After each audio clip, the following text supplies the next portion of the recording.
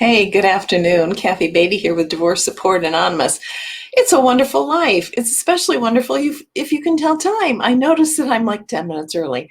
Um, Always try to watch the clock really carefully and just misread it and jumped on a little early. So hope that's not of inconvenience to you, and I hope that you are doing well on this day 6 of how to have a breakthrough Christmas. So I always start asking the same question: where do you need a breakthrough? What does a breakthrough look like for you?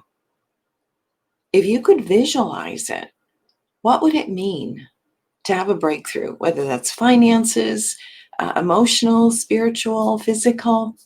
What would that look like? It's important to have that vision in front of you so that you have something to head toward, to go to. So one of the joys, kind of like visiting old friends, are the movies of Christmas.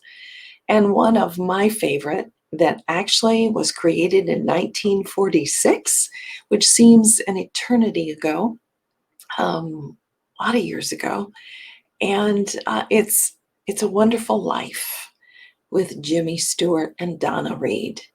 Now, it always seems to make the season when I watch that movie because it centers me. It brings me into focus of life and the preciousness of life. So I want to chat a little bit about that movie today. You remember the character George Bailey. He was the worked for a bank and had circumstances that caused him to be very discouraged, very depressed, to the point to where he wanted to take his life. He didn't see the value in his life. And it was a Christmas time. And so you see and you can envision the snowy, wintry day when he's going over to the bridge and looking down at the icy cold water and making a decision if his life has any value, if life itself has any value.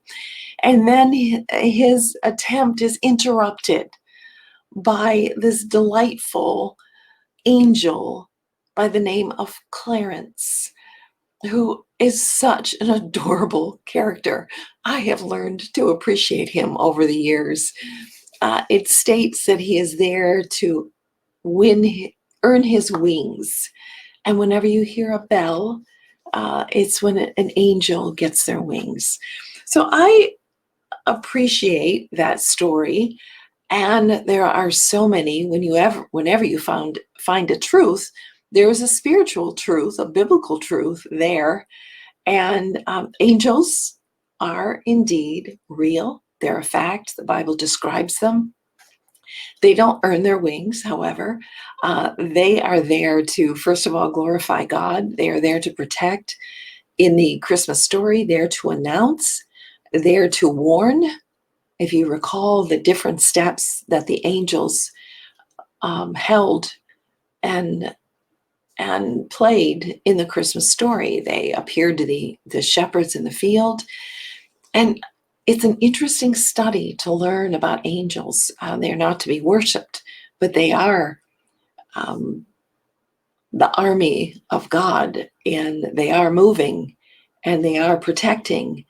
And fascinating study, but we do want to always be guided by the scriptures so that we don't go off the deep end with angels, because some people can. So be careful with that. But Clarence is this delightful angel who shows up to interrupt what George Bailey is just about to do, and that is end his life. So Clarence shows George some things that George has forgotten. He shows him the value of the things that he could not see. George could not see because of the darkness and the circumstances. He could not see the preciousness of his life and the lives around him.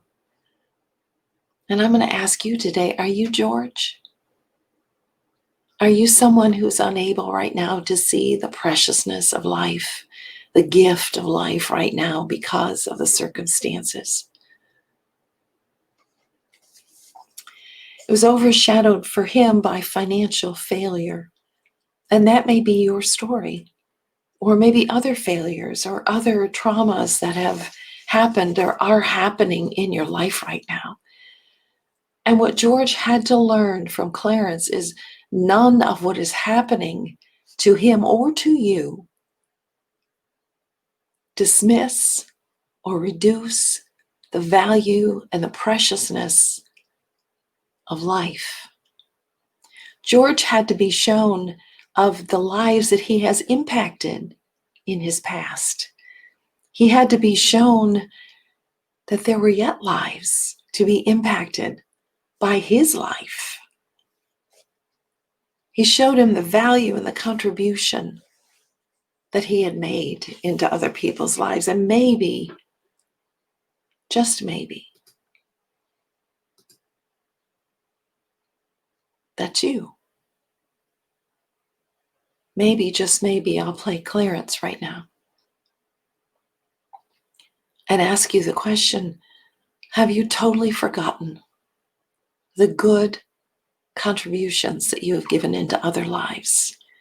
Have you totally forgotten how precious you really are? How beautiful you really are? How valuable you really are? How much life there is left for you in this Christmas season, just in this month, but also far beyond this month. So let me play Clarence. I wish I could take you to the past scenes of your life and say, look, see here, see what you did, how you helped someone, how you touched someone. And I know that you may not be able to see that right now because of all the darkness and all the COVID and all the stress and the finances that are not there. But your life is precious. And there are people yet who need you in their life. So I have a challenge for you. Walk outside your door and come back in to your house. Walk around your house and pretend that you've never been in your house before. And you look around as an observer and you ask the question, who lives here? Who lives in this house? What's important to them? The people that live in this house. What do they appreciate here? Are there signs of life? Are there signs of love? Give yourself a new look at what you have around you. You have, as the statement goes, there's always, always something to be grateful for. And as far as angels, God gives us this encouragement. For he commanded his angels concerning you to guard you. And that's also the verse in Luke 4 that Jesus used to respond to Satan as he was being tempted. Don't forget that you have angels that are guarding you and guarding your children as a protection and a love of the Lord to you. And this is a beautiful, comforting verse. Because he loves me, says the Lord, I will rescue him. I will protect him, for he acknowledges my name. Acknowledge the name of God. He is your rescuer. He created Christmas because of his love for you.